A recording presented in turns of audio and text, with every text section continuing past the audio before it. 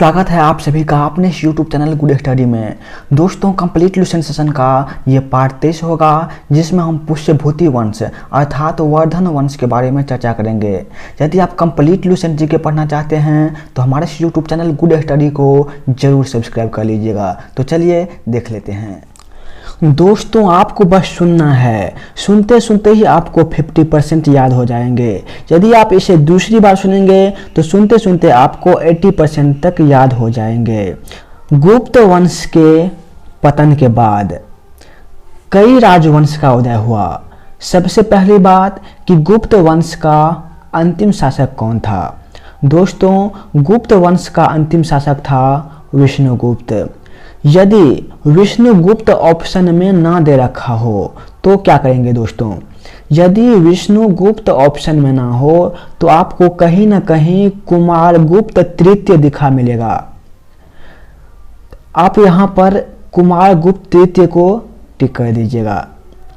तो क्या हुआ कि गुप्त वंश के पतन के बाद कई छोटे छोटे राजवंश का उदय हुआ।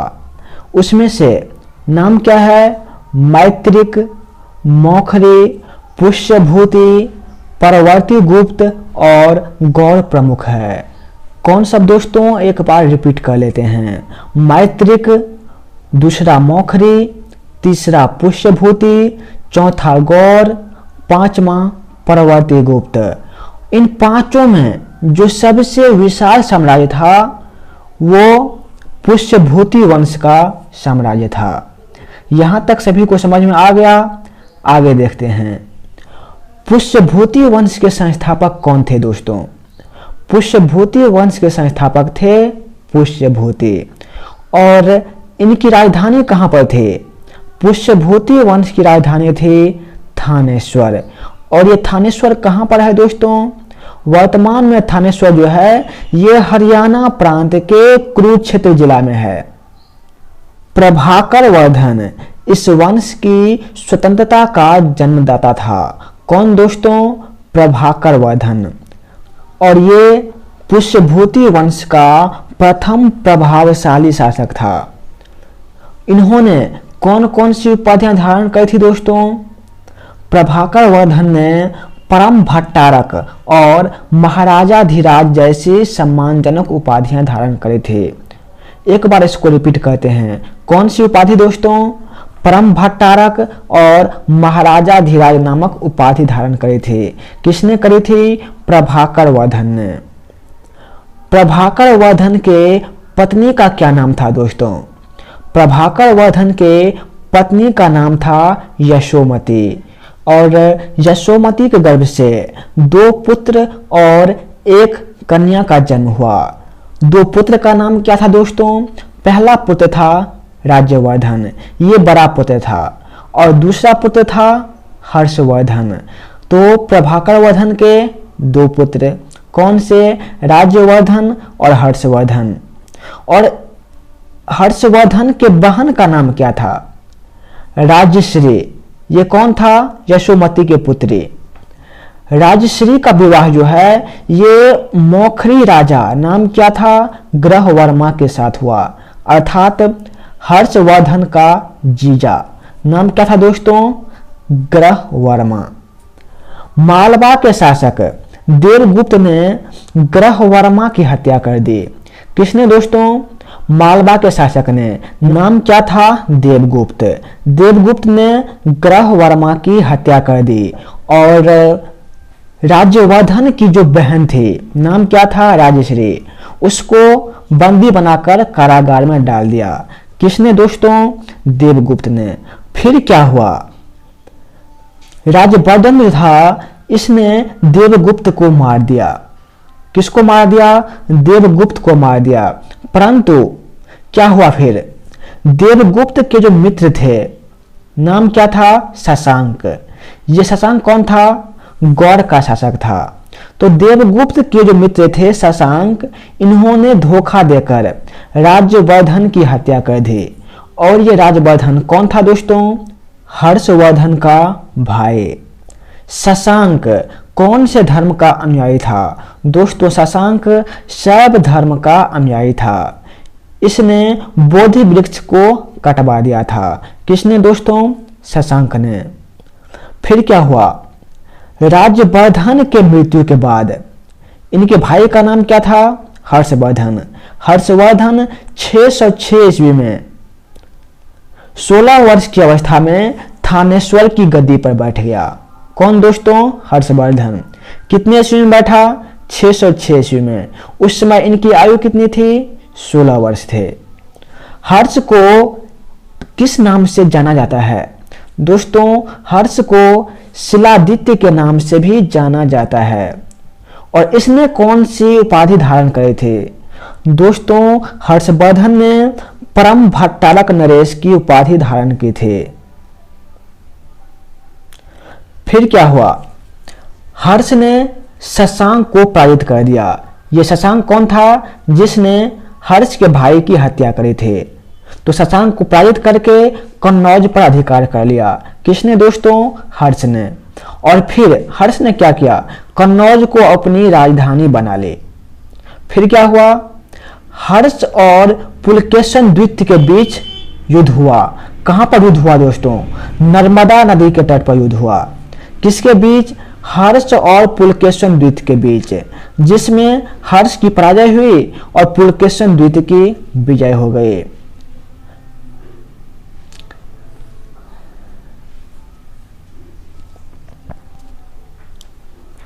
आगे देखते हैं।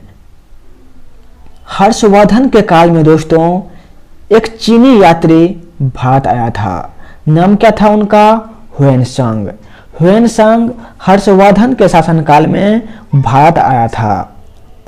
ह्वेनसांग को यात्रियों में राजकुमार कहा जाता है। किसको दोस्तों? ह्वेनसांग को। नीति का पंडित कहा जाता है। किसको? ह्वेनसांग को। वर्तमान शाक्य मुनि कहा जाता है। दोस्तों, ह्वेनसांग को क्या क्या कहा जाता है? पहला, यात्रियों में राजकुमार। दूसरा, नीति का पंडित। और तीसरा, वर्तमान शाक्य मुनि कहा जाता है। किसको? ह्वेनसांग को। ह्वेनसांग भारत आया क्यों था? दोस्तों, ह्वेनसांग भारत आया था नालंदा विश्वविद्यालय में पढ़ने के लिए। ये पहली बात थी। और दूसरी बात थी, वह भारत आया था बौद्ध ग्रंथ संग्रह करने के उद्देश्य से। तो कौन से दो बात थे? पहला, वो आया था नालंदा विश्वविद्यालय में पढ़ने के लिए। और दूसरी बात, वो बौद्ध ग्रंथ संग्रह करने के उद्देश्य से भारत आया था। आगे देखते हैं। हर्ष ने 641 ईस्वी में अपने दूत चीन भेजे। फिर क्या हुआ? 643 ईस्वी और 645 ईस्वी में चीन का दूत भी उनके दरबार में आया। आगे देखते हैं। हर्ष ने कश्मीर के शासक से बुद्ध के दंत अवशेष बलपूर्वक प्राप्त किए थे।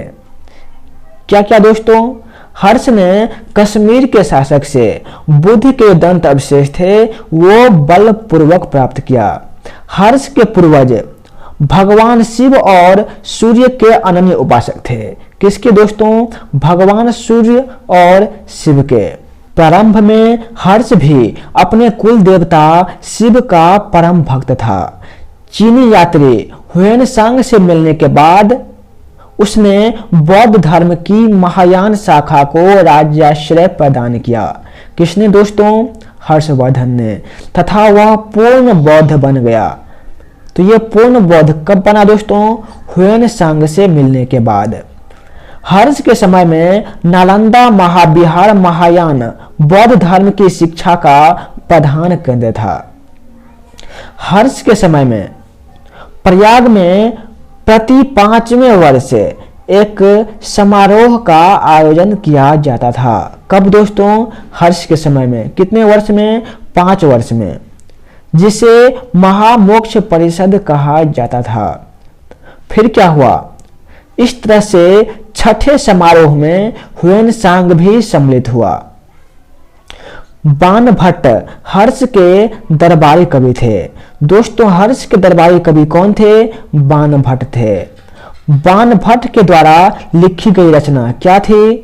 पहला हर्षचरित और दूसरा कादंबरी।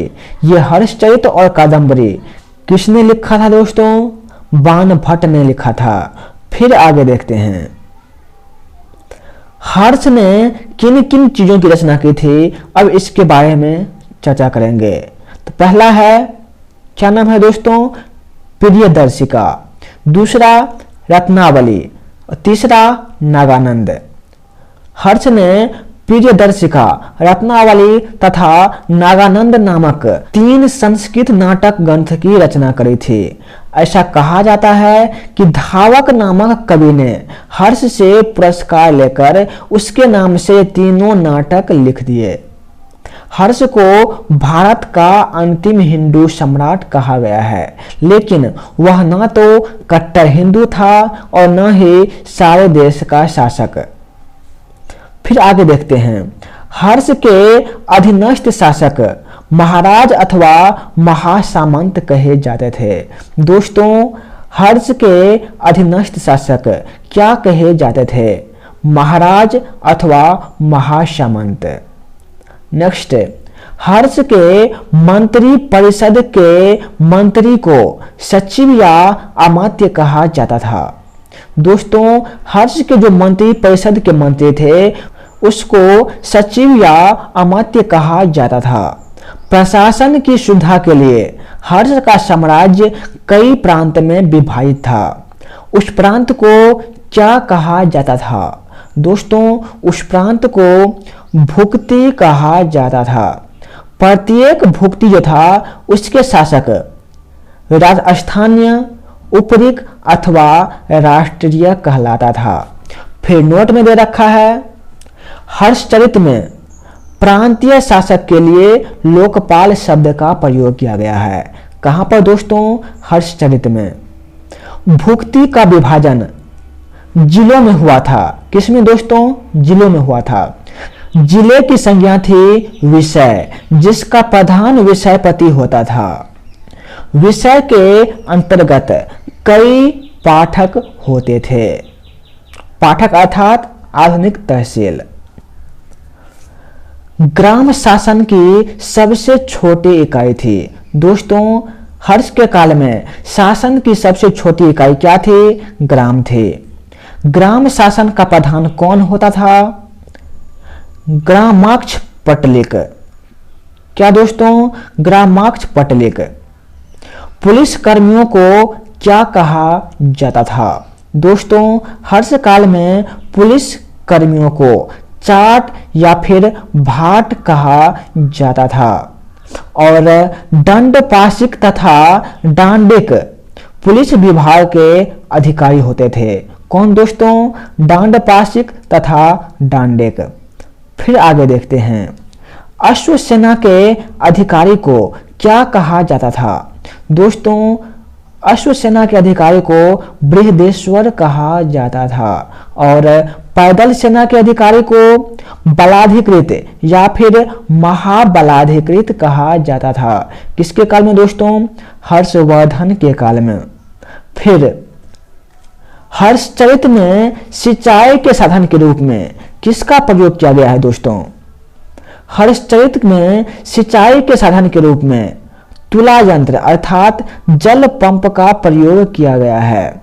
और हर्ष के समय मधुरा जो है ये सूती वस्त्र के निर्माण के लिए प्रसिद्ध था।